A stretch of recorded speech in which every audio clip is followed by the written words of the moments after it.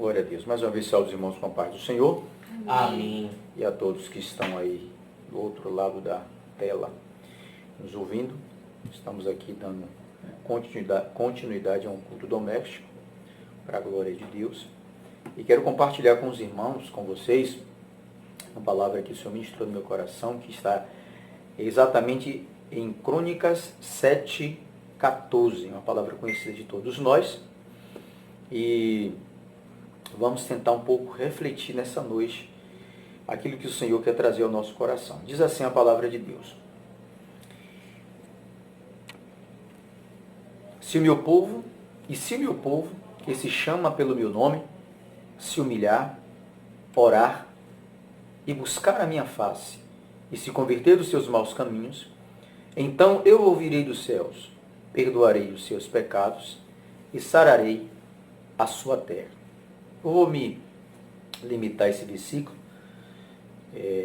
o versículo 14, e dizer para os irmãos que nesse versículo, o Senhor, Ele nos convoca a certos comportamentos que é preciso estar presente na vida do crente, na vida do cristão, e na vida daquele que ainda não se converteu ao Senhor, que ainda não fez uma aliança com Deus, que ainda não tomou uma decisão ao lado do Senhor, né?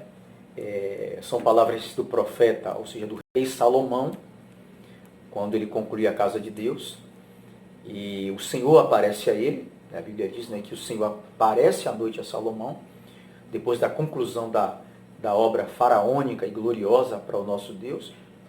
O Senhor aparece a ele e se revela, trazendo algumas exortações e avisos a Salomão, né? Que se porventura ele cerrasse os céus, se porventura ele permitisse que a angústia, permitisse que os gafanhotos comessem e destruíssem a terra, a lavoura, na verdade, né? Se o Senhor trouxesse calamidade por conta, né, dos pecados, dos seus pecados, mas se porventura ele se colocasse nessa posição de arrependimento, de reconhecimento de pecado, ele se inclinaria e ouviria o clamor do povo, o clamor. Essa era uma promessa da parte de Deus dentro da revelação dele mesmo ao seu filho Salomão, ao rei Salomão. Eu quero trazer para os nossos dias hoje. O Senhor hoje nos convoca, embora seja um contexto diferente, né, um tempo diferente, uma época diferente, mas o nosso Deus, ele permanece o mesmo. As exigências de Deus, ela permanece a mesma: santidade, obediência, pureza, conversão, arrependimento, né? O nosso Deus, ele continua o mesmo. Existe um atributo de Deus que se chama imutabilidade, ele não muda, né? É como nós falamos no vídeo passado, que Jesus, ele permanece o mesmo. Ontem, hoje e eternamente será o mesmo. E hoje, no tempo em que nós vivemos uma situação difícil, angustiosa, tempos trabalhosos, como o apóstolo Paulo disse. Vivemos cumprimentos proféticos, estamos inseridos nesse cumprimento profético e estamos vivenciando aquilo que realmente está escrito. E somos parte disso. Como parte disso, como igreja do Senhor, precisamos nos encaixar dentro dessas recomendações de Deus a Salomão. Porque nós, todos os dias, precisamos nos arrepender. A Bíblia diz que não há homem que peque, né? O próprio João confirma essas palavras quando ele diz que aquele que diz que não tem pecado, ele é mentiroso. E nós, por mais que aceitamos a Cristo, por mais que temos hoje, somos templo do Espírito Santo, mas nós estamos vivenciando esse conflito histórico, existencial, dessas duas naturezas, a natureza velha do pecado, né, e essa natureza nova que foi implantada em nós pela presença do Espírito Santo, né, a natureza divina, a natureza que não pode pecar.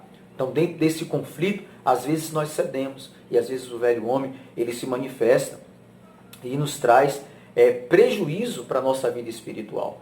E é o que está acontecendo hoje nos nossos dias. Então Deus, ele convoca-nos, hoje eu convoco a você, né, mediante essa ação de Deus, essas palavras de Deus, para que nós venhamos a clamar a Deus.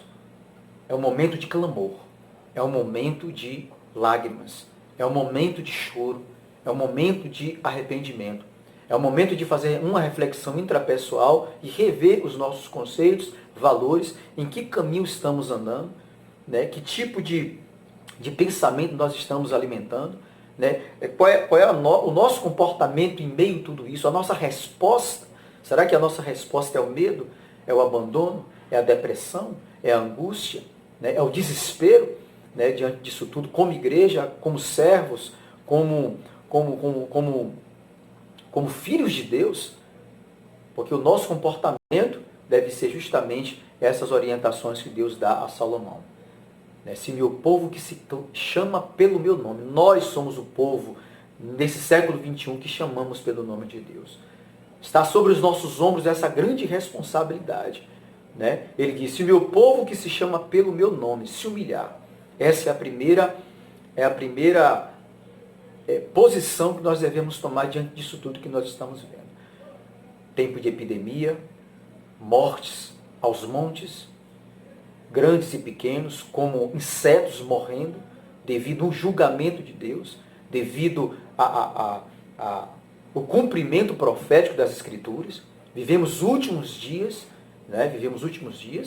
vivemos dias profetizados por Jesus, vivemos dias de calamidade, de pandemia, como falado por nosso mestre, e nós precisamos atentar para isso de forma séria, de forma taxativa. Precisamos atentar para essas coisas, e buscar ao Senhor, clamar a Ele, em tempo e em fora de tempo, se humilhar. O que é se humilhar? É se submeter à total vontade de Deus, e a obediência à sua palavra. Isso é se humilhar. Então, se meu povo se humilhar e orar, somos o povo que representa os céus. Somos o povo que representa a vontade de Deus. Precisamos, como crentes, ser porta-voz de Deus sobre essa terra. Falar do amor de Deus, falar da vontade de Deus, falar das coisas de Deus e se posicionar nesse sentido. Orar. Jovem, adolescente, senhor, senhora, velho, adulto, todos, pastor, aquele que limpa a igreja, aquele que conta a oferta, o porteiro, todos devem se unir e orar, clamar e buscar a Deus, e buscar a minha face. Esse é o posicionamento de nós hoje, diante dessa situação que nós estamos vivendo, é clamar a esse Deus. Nenhuma instituição no mundo tem essa credencial. Nenhum governo, nenhum ministro, ninguém tem essa credencial, que é o privilégio de entrar no Santos dos Santos, entrar no secreto de Deus e buscar a sua face e buscar a sua presença. E ter resposta. Porque Deus, quando nos convoca a orar, é porque não é em vão. É porque Ele tem anseio e desejo de responder a oração. Deus tem anseio e desejo de responder a oração. E se Ele nos convoca para orar como igreja, é porque Ele tem resposta para nós. É porque Ele tem resposta para você, é porque Ele tem resposta para mim. Então, se meu povo que se chama pelo meu nome se humilhar e orar e buscar a minha face e se converter dos seus maus caminhos, então eu ouvirei dos céus.